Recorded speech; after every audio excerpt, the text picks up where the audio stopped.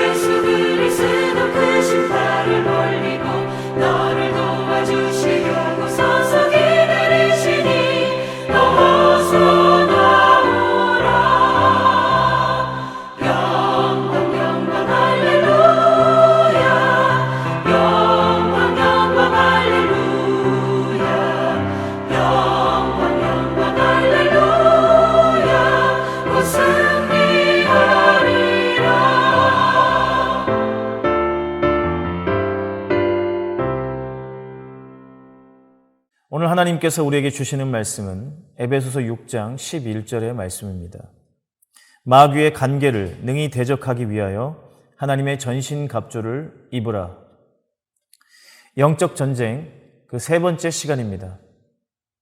우리는 신앙생활이 끊임없는 영적인 전투임을 잊지 말아야 합니다. 하나님께서 쉬지 않고 일하고 계신 것처럼 사탄도 자신의 일을 쉬지 않고 하고 있습니다.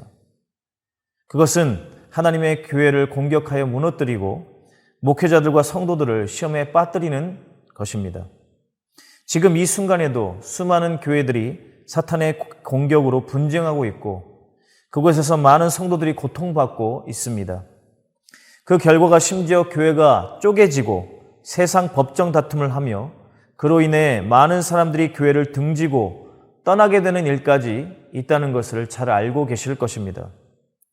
이런 일들을 보고 들을 때 우리는 어떤 생각을 하게 됩니까? 교회의 주인은 하나님이신데 하나님께서 무능력하셔서 교회에 이런 일들이 일어나게 되는 걸까요? 그렇지 않습니다. 하나님께서는 하나님의 교회가 어떤 시험도 받지 않고 사탄의 어떤 공격도 없을 것이라고 약속하지 않으셨습니다. 오히려 많은 공격과 시험을 받게 될 것이기에 사탄과 싸워야 함을 계속해서 말씀하셨습니다. 예수님께서 이 땅에 계실 때 사탄은 많은 사람들을 이용해서 예수님을 끊임없이 공격했습니다. 예수님께서 하시는 말씀, 예수님의 행동 하나하나에 다 꼬투리를 잡아서 어떻게 해서든 하나님의 뜻을 이루시지 못하게 하려고 발악하였습니다.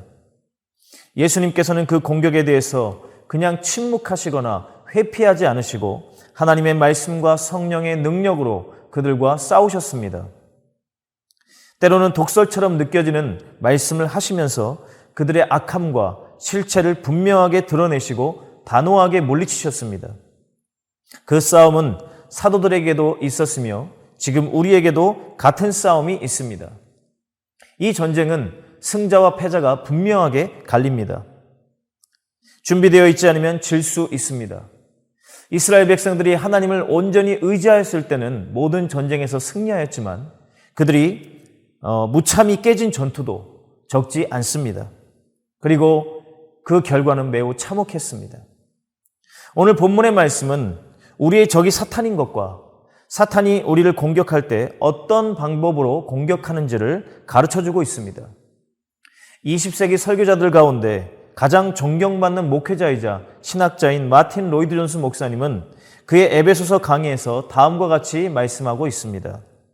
나는 오늘날 교회가 부실하게 된 주된 원인 중 하나는 마귀를 잊어버리고 있기 때문이라고 확신한다. 우리는 모든 것을 우리 탓으로 돌린다. 우리는 모두 너무 심리학적인 태도와 생각을 지닌다.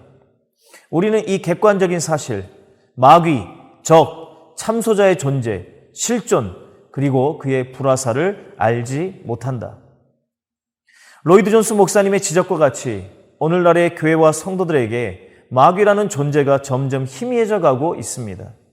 그것은 마귀가 의도한 것이고 그가 기뻐하는 일입니다. 마귀가 교회 안에서 활개치고 있음에도 깨닫지 못하고 마귀를 말하는 것이 마치 이상한 신비주의인 것처럼 생각하는 사람들이 있습니다. 그러나 기억해야 할 것은 마귀의 존재와 그의 활동에 대해서 가장 많이 말씀하신 분이 예수님이시라는 것입니다. 신약 성경에 등장하는 마귀, 사탄, 귀신이라는 단어의 절반 이상이 사복음서에 기록되어 있습니다. 우리는 마귀의 존재를 분명하게 알고 그가 어떻게 성도들을 공격하는지 또한 알아야 합니다. 오늘 본문의 말씀은 마귀가 간계로 우리를 공격한다고 말씀하고 있습니다. 간계는 사악하고 악한 꾀, 그리고 음모를 뜻하는 말입니다. 사탄의 가장 큰 무기는 바로 거짓입니다. 성경은 그를 거짓의 아비라고 말씀하십니다. 요한복음 8장 44절 말씀에 그는 처음부터 살인한 자요 진리가 그 속에 없으므로 진리에 서지 못하고 거짓을 말할 때마다 제 것으로 말하나니 이는 그가 거짓말쟁이요 거짓의 아비가 되었음이라. 사탄이 처음 아담과 하와를 범죄하게 만들 때도 그는 철저하게 거짓으로 무장하였습니다. 하나님께서 동산 모든 나무의 열매를 먹지 못하게 하셨지라는 거짓말, 그리고 그 열매를 먹으면 하나님처럼 눈이 밝아진다는 거짓말, 그 열매를 먹어도 절대로 죽지 않는다는 거짓말, 이 삼중의 거짓으로 덫을 쳐서 하와를 넘어뜨린 것입니다. 그뿐만이 아닙니다. 처음부터 아담과 하와를 죽일 계획을 가지고 왔지만 그것을 철저하게 감추고 마치 누구보다도 심지어 하나님보다도 더 그들을 위해 주는 것처럼 말하고 행동했습니다. 성경의 말씀과 같이 광명의 천사로 가장하고 양의 옷을 입고 왔지만 속에는 노략질하는 일이었던 것입니다. 이 사탄의 공격 방식은 지금도 전혀 변함이 없습니다. 오늘도 사탄은 수많은 거짓으로 무장하고 우리를 공격해 옵니다. 너에게 이런 어려움을 주신 것은 하나님이시고 하나님은 절대로 선하신 분이 아니야. 하나님은 너를 고통스럽게 하시고 너가 원하는 것은 이루어 주시지 않는 분이시다. 너가 죄를 짓는다고 해서 큰일이 나지 않아. 죄를 짓고 회개하기만 하면 괜찮아. 지금까지도 아무 일 없지 않았냐? 하나님도 다 이해하실 거다. 이건 죄가 아니야. 남들도 다 하는 거고 너 자신에게 오히려 좋은 것이다. 이런 생각들이 순간순간 얼마나 우리에게 많이 들어오고 또 우리는 얼마나 많은 시간 동안 그 생각대로 행동하고 살아왔습니까? 또 앞으로 얼마나 많은 시간들을 그 거짓말에 속으면서 살아가게 될까요? 문제는 인간적인 지혜와 세상적인 경험으로는 마귀의 계략을 당해낼 수 없다는 데 있습니다. 하와가 우리보다 똑똑하지 못해서 마귀의 거짓말에 넘어간 것입니까? 다윗이 범죄하게 된 이유가 세상적인 경험이 부족했기 때문이라고 생각할 수 있습니까? 지금도 이단에 빠지는 사람들 가운데 세상적으로 많이 배우고 사회적으로 높은 위치에 있는 사람들이 얼마나 많은지 모릅니다. 사탄의 능력은 우리보다 월등하고 그 간계는 우리의 머리로는 당해낼 수 없습니다.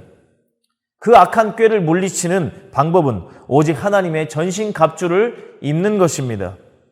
이 하나님의 전신갑주는 에베소서 6장 14절부터 18절까지 기록되어 있는 진리의 허리띠, 의의 호심경, 평안의 복음의 신발, 믿음의 방패, 구원의 투구, 성령의 검인 하나님의 말씀, 그리고 성령 안에서의 기도입니다. 이 하나하나의 자세한 내용들은 나중에 설명하게 될 것입니다. 중요한 것은 이런 것들이 있다는 것을 아는 것이 아니라 그것을 지금 내가 입고 있는가 하는 것입니다.